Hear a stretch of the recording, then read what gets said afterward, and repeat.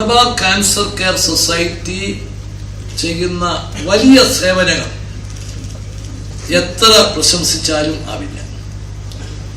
ഞാൻ 2004 മുഖ്യമന്ത്രിയായിരുന്നപ്പോഴും ഇവിടെ വന്ന് നിങ്ങളുടെ ടെലിമെഡിസിൻ പ്രോജക്റ്റ് ഇവിടെ ശ്രീചിത്ര ഇൻസ്റ്റിറ്റ്യൂട്ടുമായിട്ടുള്ള ആ പരിപാടി ഉദ്ഘാടനം ചെയ്തത് ഞാൻ ഓർക്കുന്നു. ഇന്ന് ഇതുവരെയുള്ള പ്രവർത്തനങ്ങളുടെ വിവരങ്ങൾ കേട്ടപ്പോൾ സംസ്ഥാന ഗവൺമെന്റിന് പോലും ചെയ്തു തീർക്കാൻ പറ്റാത്ത വിധത്തിലുള്ള കാര്യങ്ങളാണ് നിങ്ങൾ ഈ കാലഘട്ടത്തിനുള്ളിൽ ചെയ്തു തീർത്തിരിക്കുന്നത് എന്ന് പറയുന്നത് എനിക്ക് വളരെയേറെ സന്തോഷവും അഭിമാനവുമുണ്ട്.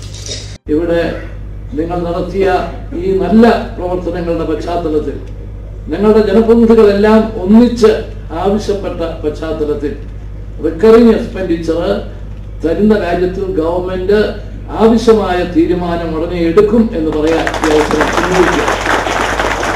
അത് എത്രയെന്നും എങ്ങനെയെന്നും എന്നുള്ളത് സഹപ്രവർത്തകരുമായിട്ട് ആലോചിച്ച് ഡിപ്പാർട്ട്മെന്റുമായിട്ട് ആലോചിച്ചിട്ട് ആ കാര്യത്തിൽ ഒരു തീരുമാനമെടുക്കും.